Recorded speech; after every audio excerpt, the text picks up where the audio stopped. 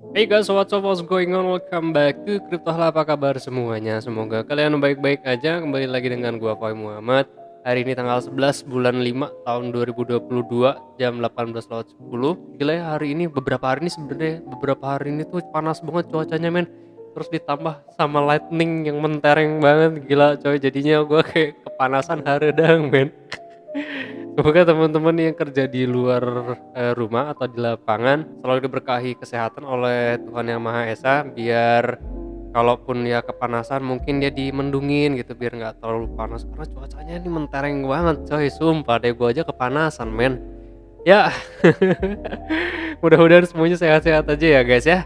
Oke, kita akan melihat dulu ya potensi pergerakan Bitcoin. Sebenarnya ini adalah sebuah skenario untuk meyakinkan kita bahwasanya probabilitas harga untuk reclaim ke harga 41.000 itu besar.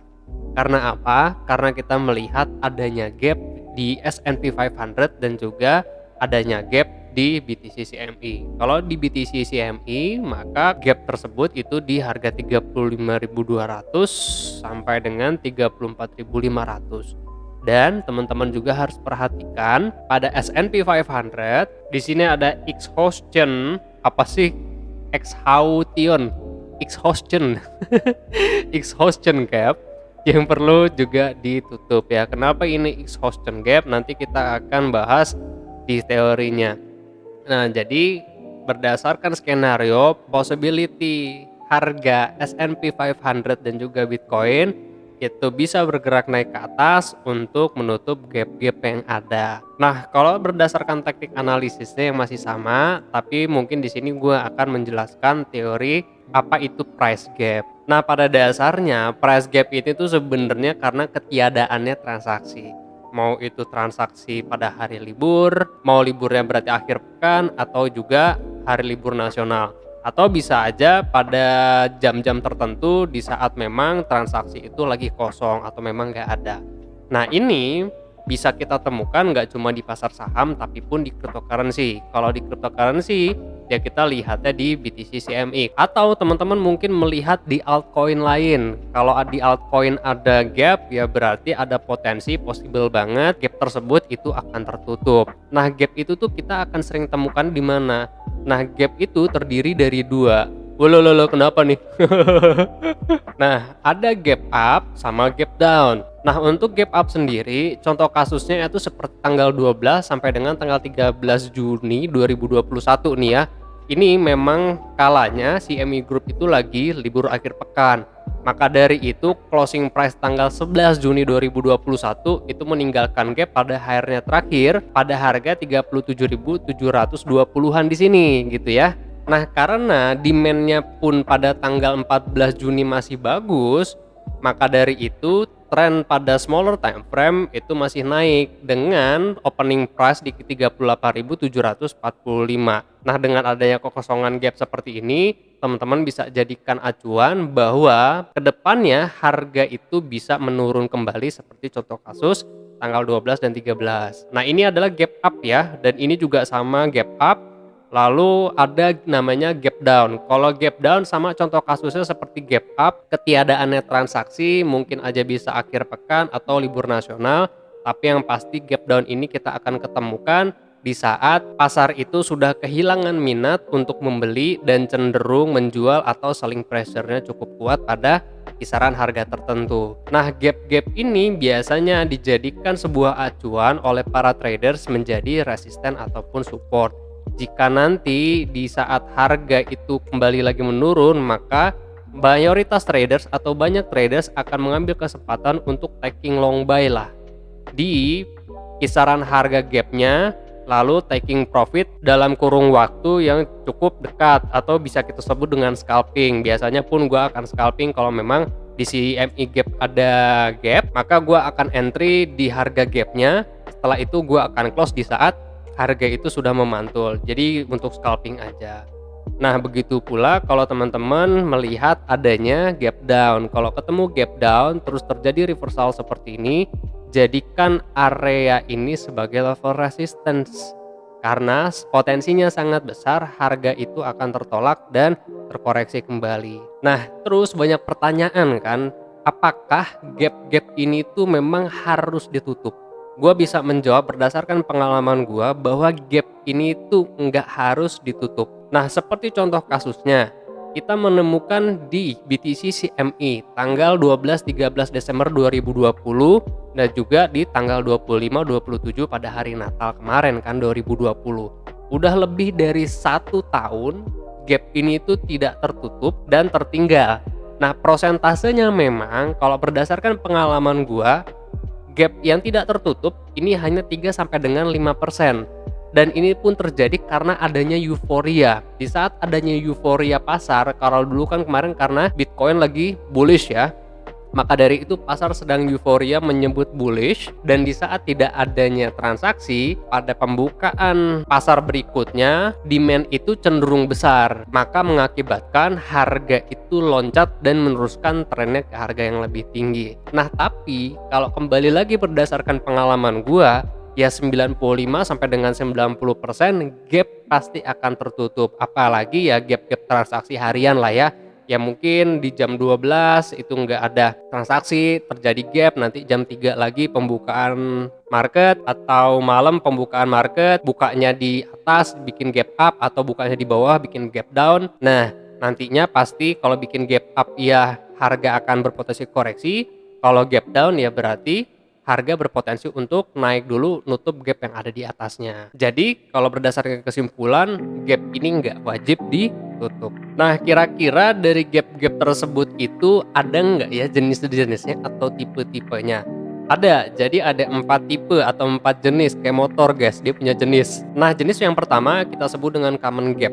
Nah, common gap ini sering banget kita temuin, ya biasanya kita temuin ya di transaksi harian lah ya, atau bisa aja di akhir pekan di saat broker tutup gitu, nggak ada transaksi kan, terus hari Seninnya di saat pembukaan pasar meninggalkan gap, apakah itu gap up atau gap down. Nah, common gap ini biasanya nggak didukung dengan adanya volume yang signifikan, dan common gap ini memang relatif cepat terisi ya guys. Lalu yang kedua, breakaway gap. Nah, kalau untuk breakaway gap sendiri ini kita akan temukan biasanya di saat harga atau candle itu broken resistance atau juga support. Mau itu resisten chart pattern, mau itu resisten horizontal, mau itu support chart pattern, mau itu support horizontal. Nah, jika di saat breakout dari resisten atau support meninggalkan gap, maka gap-gap tersebut itu biasanya akan dijadikan entry point untuk longing positions jika menjadi support, dan bisa juga untuk shorting positions jika menjadi resistance. Jadi teman-teman ya harus ambil kesempatan.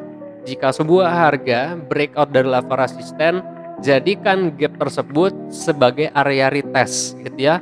Mau itu retest support, maka kita harus longing buy positions.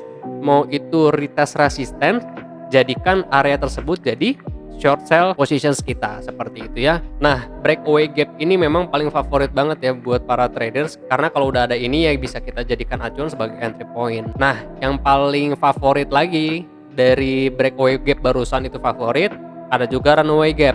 Runaway gap ini biasanya kita temukan di saat harga memang sedang naik tren atau sedang naik downtrend. Jadi runaway ini bisa dijadikan sebuah acuan atau sebuah sinyal bahwa tren itu masih bergerak naik atau tren itu justru bergerak menurun.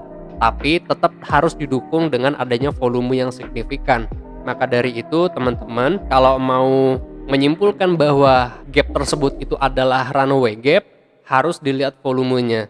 Karena hati-hati, kalau nggak ada volume yang signifikan, mau itu buying pressures atau selling pressures, indikasinya ya berarti kebalikannya. Bisa saja itu adalah suatu pertanda bahwa tren akan berbalik arah, seperti itu ya. Tapi runaway gap ini sering banget kok dijadikan sebuah acuan kita para traders, bahwasanya tren itu akan meneruskan trennya naik, atau uptrend atau justru downtrend. Nah, kalau yang terakhir namanya exhaustion gap. exhaustion gap ya, gitu ya mungkin ya. Nah, gap ini kita akan selalu temukan di saat memang harga itu terkoreksi. Kalau kita temukan exhaustion gap ini, maka potensinya sangat besar bahwa tren itu meneruskan trennya ke harga yang lebih rendah. Nah, exhaustion gap ini biasanya akan dijadikan para trader sebagai acuan level resisten.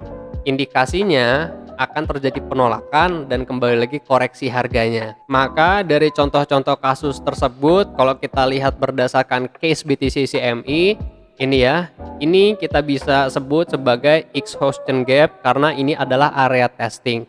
Harga menurun karena pasar sudah mulai jenuh, lalu terjadi koreksi cukup dalam, kembali lagi ini adalah area testing. Nah, ini kita sebut dengan runway gap. Karena apa? Karena terjadi di saat tren itu meneruskan harga ke harga yang lebih rendah. Nah, ini biasanya kita sebut dengan common gap karena terjadinya pada saat weekend tanggal 11 dan juga tanggal berapa nih? Oh, tanggal 12 dan 13 karena terakhir tanggal 11. Ini kita sebut dengan common gap. Ini kita sebut dengan breakaway gap ya. Karena apa? Karena kita menemukan harga itu dia broken dari level resistant trend line atau apa nih ya? Falling wedge ya. Ya, falling wedge gitu. Maka area ini mungkin pada smaller time frame ya. Kita lihat mungkinnya time frame 4H aja ya. Nah, maka pada area ini pada chart BTC USDT atau BTC USD dari Bitstamp kalau gua pakai di sini. Nah, area ini dijadikan sebagai entry point. Ini berarti harganya 32.900 sampai dengan 34.500. 32.900, 34.000 ya. 34.000 berapa tadi? 500 ya kalau nggak salah. Nah, berarti area testing ini nih dijadikan sebagai entry point. Karena apa?